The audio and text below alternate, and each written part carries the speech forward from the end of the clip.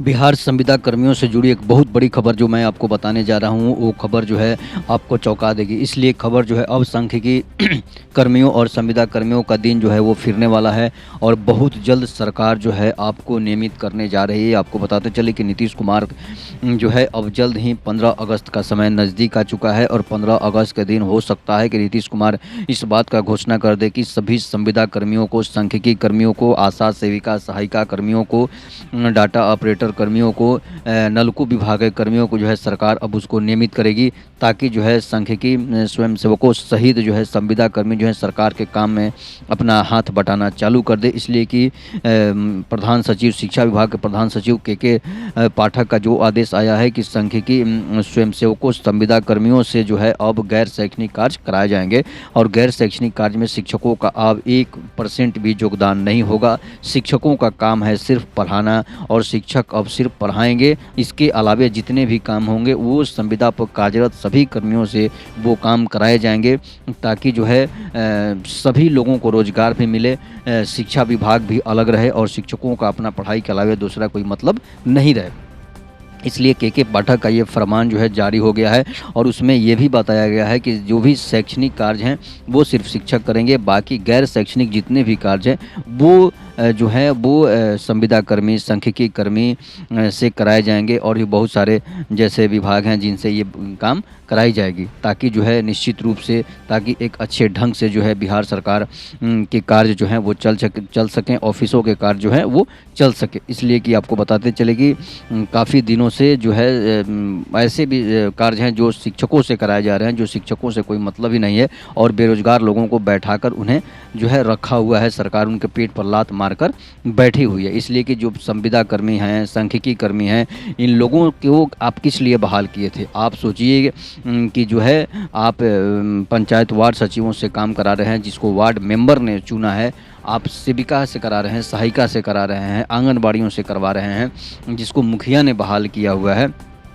और जिसको आप एग्ज़ाम लेकर, जिसको आप परीक्षा लेकर, जिसको आप मेरिट बनाकर, जिसको आप 4 साल नौकरी देकर उसको आप बरगला कर रखे हैं, उसको आप बेरोज़गार करके रखे हैं। तो ये नीतीश कुमार की कमी है, बिहार सरकार की कमी है, जो कि बिहार सरकार को एक गर्क में डालती है। बिहार सरकार को के मुँह पर एक तमाचा है कि बेरोज़गार बैठे हुए हैं, जो एग्ज़ाम देकर लोग आए हैं, जो एग्ज़ाम देकर सांख्यिकी कर्मी आए हैं, उनको आप बेरोज़गार बैठाए हैं और जो एक वार्ड मेंबर द्वारा चुना गया कर्मी है उससे आप काम करवा रहे हैं। तो सोचिए कि आपकी सरकार कितना गिरेगी, आपका कौन सा काम जो है सफल हो सकता है, कौन सा काम नहीं सफल हो सकता है। इसी से अंदाज़ा लगाया जा सकता है कि जो अनपढ़ है, जो बिना डिग्री के बहाल हुआ है वो काम कर रहा है और जो ISC डिग्री लेकर एग्ज़ाम लेकर जिसकी मेरिट लिस्ट बनाकर जो है उसको बरगला कर रखे हुए हैं, उसको 4 साल नौकरी देने के बाद उसको सड़क पर रखे हुए हैं और आप मंच से कहते हैं कि अब मैं आपको सड़क पर ला दूंगा। तो क्या ऐसे लोगों को सड़क पर रखना ज़रूरी है? क्या ऐसी सरकार को बिहार में रखना ज़रूरी है? तो समझिए कि अगर आप इस बात को नीतीश कुमार नहीं करते हैं तो इस बार जो है आप लोग सांख्यिकी कर्मी जितने भी हैं सब लोग तैयार रहें और नीतीश कुमार के मुंह पर तमाचा जरने के लिए आप तैयार रहें। जब नौकरी ही नहीं रहेगा, जब भोजन ही नहीं रहेगा तो फिर हमें जीने से क्या फ़ायदा है? तो अगर हमें हक नहीं मिलता है तो हमें हक छीनकर लेना पड़ेगा। जिस तरह सरकार आपसे वोट जो है ज़बरदस्ती लेती है, आपसे छीनती है, आपके बगल से भी छीनती है, तो समझिए कि अब सरकार आपसे वोट छीन सकती है। तो सांख्यिकी कर्मी 72,000 सांख्यिकी कर्मी जो हैं वो चुप कैसे बैठे रहेंगे? ऐसा करना है कि पटना को पाट देना है। अगर जो है लेकिन जो है 15 अगस्त का समय है, 15 अगस्त तक हो सकता है कि सभी संविदा कर्मियों को नीतीश कुमार घोषणा कर दे। इसलिए थोड़ा सा धैर्य बनाकर रखना है। 15 अगस्त का समय अब तो नज़दीक है, मात्र 2 या 3 दिन बचे हुए हैं। तो समझिए कि 2-3 दिन में अगर आपका काम नहीं होता है, मात्र 4 दिन और बचे हैं, तो 4 दिन में अगर आपका काम नहीं होता है तो फिर आप नीतीश कुमार के मुंह पर तमाचा मारने के लिए तैयार रहिए। नीतीश कुमार के मुंह पर तमाचा मारने के लिए तैयार रहिए और जहां भी नीतीश कुमार मिले वहां पर उनको आप लोग जो है उनके सामने मुर्दाबाद जिंदाबाद का नारा लगाएं। इसलिए कि अगर आप नहीं करते हैं, नहीं तो फिर आपको पटना को पाट देना है। 72,000 सांख्यिकी कर्मियों से पटना में तहलका मचा देना है, पटना में तबाही मचा देना है। तभी जो है आप एक सफल सांख्यिकी कर्मी के रूप में काम आपको मिल सकता है। जब शिक्षक आंदोलन कर सकते हैं, जो गुरु है वो आंदोलन कर सकता है, महिलाएं आंदोलन कर सकती है तो फिर आप मर्द नहीं हैं, आप नपुंसक हैं। तो समझिए कि आप नपुंसक हैं तो आपको काम नहीं मिलेगा।